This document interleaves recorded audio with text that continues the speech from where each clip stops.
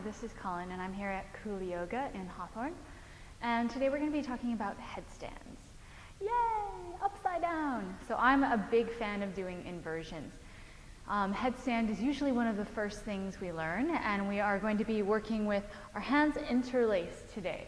Now there's lots of different ways to get into headstands, and there are so many different variations. So please explore all the different variations, but this is quite a basic one, and this is just going to get you started on your journey. So we're going to head into our dolphin first, and again we want to find a little bit of strength into the shoulders, and that's going to actually really stabilize you. And you're also going to do a little bit of core work, so we're just going to get that warmed up before we even head into headstand. So this time for our dolphin, we'll actually interlace the hands, make sure the elbows are lined up with your shoulders. Bring the forearms down, tuck the toes, pick up your bum. Walk your toes in half step, pull up in your belly, and really, again, send your bum to the wall behind you.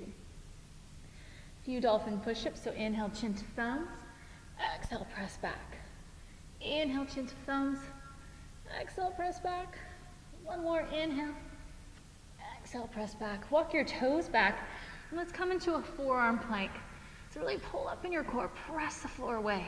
Find that little bit of ab strength. So Uddiyana Bandha, belly lock, Mula Bandha, pelvic floor. Really finding some core work here. Just breathing here for another 5, 4, 3, 2, and 1. Awesome. Release and come down into seated. So core strength is also really important when we're doing our headstands. So the first thing we're going to talk about is where our weight is distributed. So not only are we thinking about headstands, so top of the head, but we also want to make sure that the weight is primarily in the forearms.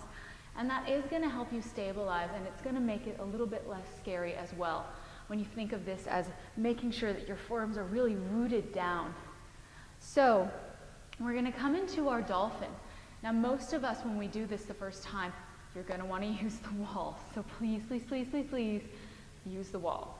The majority of us will have to kick up the first few times. And that's totally okay. You want to start to play with it, and you want to start to find your strength. So if you do need the wall, all you're going to do is you're going to drag your mat over to the wall. You're going to inhale, walk your fingers together. Lock your fingers together, actually. Elbows line up. Put your head on the floor, tuck the toes. Now walk your toes in so you almost feel like you're going to fall over. Most of us are going to want to take a little bit of a kick and kick up. And that's totally a great way to start coming up into your headstand. Now make sure that the weight is on your forearms and just slightly in the head. Really point the toes, pull up in your belly. Awesome. And then just come into child's pose. Release down.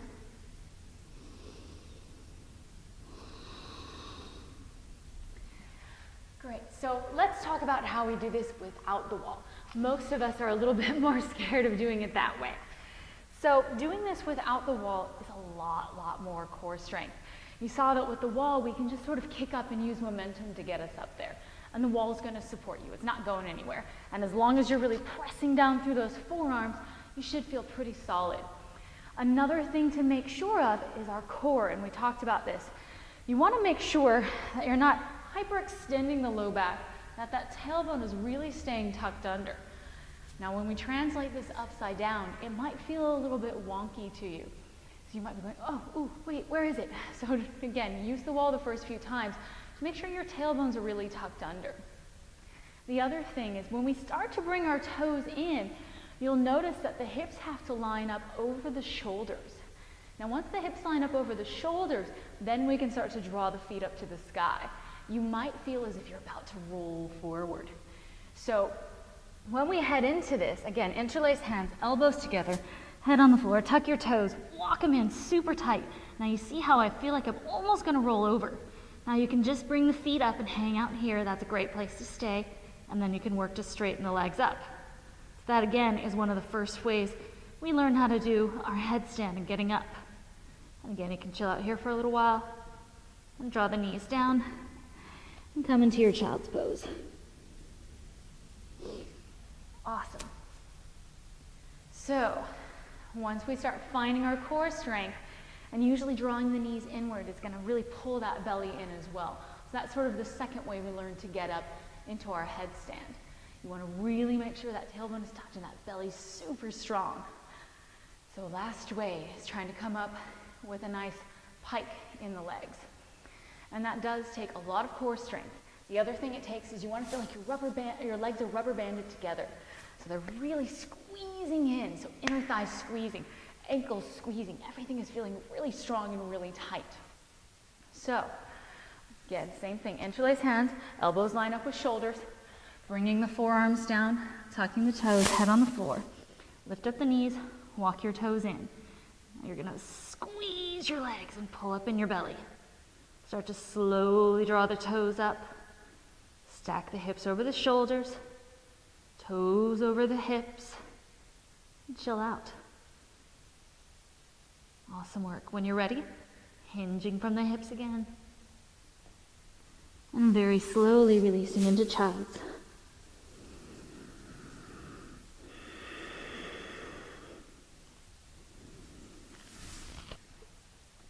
Awesome work. Give yourself a little pat on the back. Headstand is always a tough one to sort of overcome. Usually it's our fear that gets in the way of us. And so once we know the mechanics of it, it's a little less scary. So give it a try, especially use the wall for the first few rounds and make sure that you feel really stable. And know that it might take a month, it might take 6 months, it might take you a year. It doesn't matter. It might take you 2 days. It really doesn't matter. It's about your journey and your experience and your joy along the way. Thank you and namaste.